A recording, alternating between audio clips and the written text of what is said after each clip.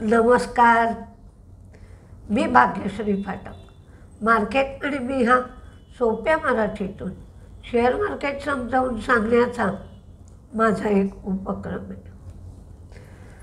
आज मार्केटकडे पाहिलं तर आपल्या दृष्टीने क्रूडचा भाव कमी होतोय ही चांगली गोष्ट आहे. म्हणजे डॉलर इंडेक्स 99च्या आसपास राहतोय, पण क्रूड आता 62ला आलं आणि 60पर्यंत क्रूड जाईल असा एक अंदाज आहे. Bond yield 4.04. डोमेस्टिक इन्व्हेस्टर्सची खरेदी आहे 3661 कोटीची, तर फॉरेन इन्व्हेस्टर्सची विक्री आहे 1509 कोटीची. आता काही रिझल्ट आणि काही बातम्या असं एकंदरीत मार्केट चालेल. टेक महिंद्राचा रिझल्ट आला आहे. टेक महिंद्राच्या रिझल्टच्या बाबतीत मात्र तुम्ही म्हणाल मॅडम तुम्ही असा काय रिझल्ट दिला आहे, तर काही ठिकाणी तुम्हाला प्रॉफिट कमी झालेलं दाखवलं आहे, काही ठिकाणी वाढलेलं दिसत आहे. तर हे क्वार्टर ऑन क्वार्टर लेव्हलवर वाढलं आहे आणि इयर ऑन इयर पातळीवर कमी झालं आहे. तर इयर ऑन इयर बेसिसवर 4.4% झाले. तुम्ही कशाशी तुलना करता त्याच्यावर अवलंबून आहे, पण प्रॉफिट 1195 कोटी झाला आहे. रेव्हेन्यू वाढला आहे इयर ऑन इयर बेसिसवर 5.1%. एबिट वाढला आहे 32.7%. ते एबिट झालं आहे 1699 कोटी. कॉन्स्टंट करन्सी रेव्हेन्यू 0.3% कमी झालं आहे, पण कंपनीने 15 रुपये डिव्हिडंड दिला आहे आणि त्यासाठी 21 ऑक्टोबर ही रेकॉर्ड डेट ठेवली आहे.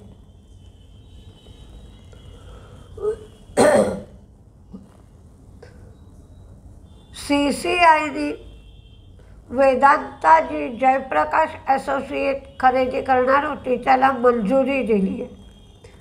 लीला पॅलेस हॉटेल यांचा 75 कोटीचा प्रॉफिट झाला आहे.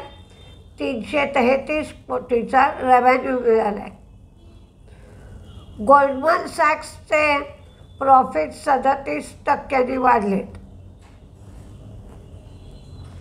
ICICI लोंबार्ड यांचं प्रॉफिट 18.1% वाढलं आहे. रेव्हेन्यू 12.5% वाढलेत आणि ग्रॉस प्रीमियम उत्पन्न किंवा इन्कम हे 1.6% वाढलं आहे. सॉल्व्हन्सी रेशो 2.73 एवढा आहे.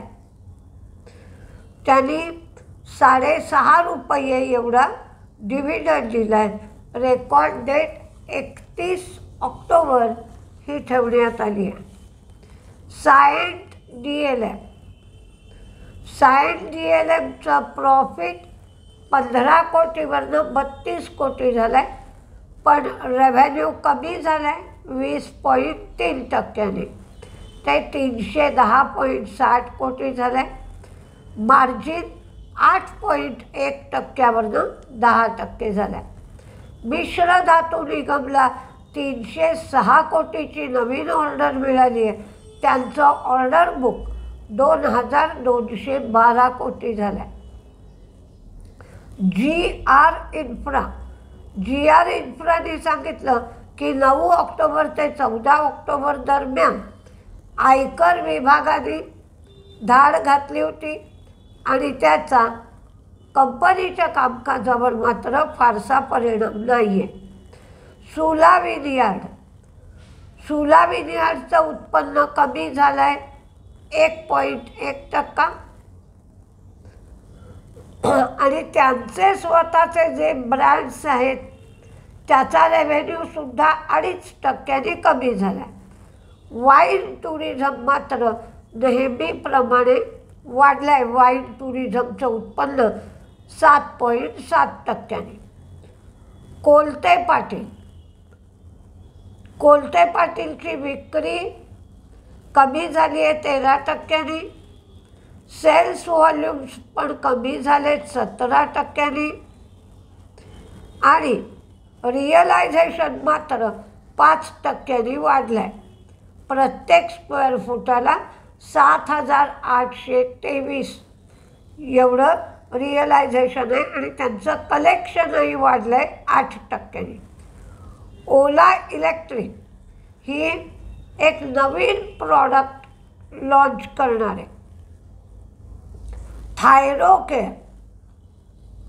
थायरोकेअरचं प्रॉफिट वाढलं आहे. रिझल्ट छान आला आहे थायरोकेअरचा. प्रॉफिट वाढलं 81%. रेव्हेन्यू वाढले 22%. मार्जिन वाढलं 33%. एका शेअरला 2 शेअर बोनस आणि 7 रुपये डिव्हिडंड त्यांनी दिला आहे. पर्सिस्टंटचं प्रॉफिट वाढलं आहे 11%. रेव्हेन्यू वाढला आहे 7.4%. एबिट वाढलं आहे 13%. आणि मार्जिन मात्र 16.3% झालं. पूर्वी होतं 15.5%. कीस्टोन रिॲलिटी हे 3.63% स्टेक विकणार आहेत OFSच्या माध्यमातून. म्हणजेच 45.8 लाख शेअर्स. 15 आणि 16 म्हणजे आज आणि उद्या फ्लोअर प्राईस ठेवली आहे 550 रुपये. आणि 10% डिस्काउंट आहे कालच्या प्राईसच्या. पण मिनिमम शेअर होल्डिंग जेवढं पाहिजे त्यापेक्षा त्यांचं जास्त आहे. 78% आहे त्यांच्याकडे. ते 75% पाहिजे म्हणून हा OFS आणला गेला आहे. नवनीत गुजरातमध्ये प्लॅस्टिक मोल्डिंग ॲटमचं उत्पादन करण्यासाठी त्यांनी एक युनिट लावलं आहे. सोनाटा सॉफ्टवेअर ॲडेसोबरोबर AI त्यांनी करार केला. दालमिया भारतने काल सांगितलं की 500 कोटी रुपयामध्ये एक सिमेंट फॅक्टरी घेणार असा जो रिपोर्ट आला होता तो त्यांनी पूर्णपणे फेटाळून लावला आहे. जिनासिको हे पेट यकृत प्लीहा शुद्धी किट त्यांनी प्रमोट केली आहे. किर्लोस्कर फेरस कर्नाटक प्लांटमधील ऑपरेशन 40 दिवस ते बंद ठेवणार आहेत. LG electronics LG essential series ते सुरू करणार आहेत. एक नवीन लाईन ऑफ होम ॲप्लायन्सेस ते मार्केटमध्ये आणणार आहेत. DMart आंध्र प्रदेशात त्यांनी नवीन स्टोअर उघडला आहे. आता स्टोअरची संख्या 433 झाली आहे. HCL टेक GSMA बरोबर टेलिकॉम इनोव्हेशनसाठी त्यांनी भागीदारी केली आहे. DCM श्रीराम गुजरातमध्ये भरूच इथं केमिकल कॉम्प्लेक्समध्ये एपिक्लोरोहायड्रिन प्लांट त्यांनी लावला आहे. त्याची कपॅसिटी 35,000 TPA एवढी आहे. आणि आणखीन 17,000 TPA एवढी कपॅसिटी ते लावणार आहेत. क्रॉम्प्टन स्टार पॅरम JB downlighter 5 watt 7 watt 9 watt business to client म्हणजे B2C लाइटिंगसाठी ते सुरू करतात. लेमन ट्री गुजरातमध्ये 54 रूमचं त्यांनी हॉटेल घेतलं आहे. आता अमेरिकेत काय झालं तर डाऊ 1000 पॉईंट स्विंगमध्ये राहिला. म्हणजे काही वेळेला मंदी आली आणि तेवढीच तेजी आली, पण एकंदर मंदीचा पॉईंट आणि तेजीचा पॉईंट बघितला तर 1000 पॉईंटचं अंतर होतं. त्यामध्ये JP मॉर्गन, गोल्डमन सॅक्स, वेल्स फार्गो, सिटी यांचे सगळ्यांचे रिझल्ट चांगले आले. आणि पॉवेलनी सांगितलं की आर्थिक स्थिती फारशी बदललेली नाही. चीन अमेरिकेचं सोयाबीन खरेदी करत नाही आहे, म्हणून आता अमेरिका चीनकडून कुकिंग ऑइल खरेदी करणार नाही असं अमेरिकेने ठरवलं आहे. म्हणजे शेअरात सव्वाशेर प्रकार हा चालू आहे, त्यामध्ये दोन्ही देशांचं नुकसान होत आहे. हे जे टॅरिफ आहे ते प्रकरण अमेरिकेने थांबवलं पाहिजे आणि थोडंसं सलोख्याचं जर धोरण ठेवलं तर प्रत्येक देशाला चांगलं पडेल. आता कुठले शेअर तेजीत राहतील, कुठले मंदीत राहतील ते पाहूया. पण मार्केटमध्ये इंट्राडे करणं तर कठीणच आहे. काही प्रमाणात शॉर्ट टर्म ट्रेडिंग सोपं आहे त्या मानाने, कारण एखादा शेअर अचानक पडतोय तर तो त्यावेळेला घेतला तर 6 ते 7% साधारण 1-2 महिन्यात मिळू शकतात. आधी तेजीतले बघूया.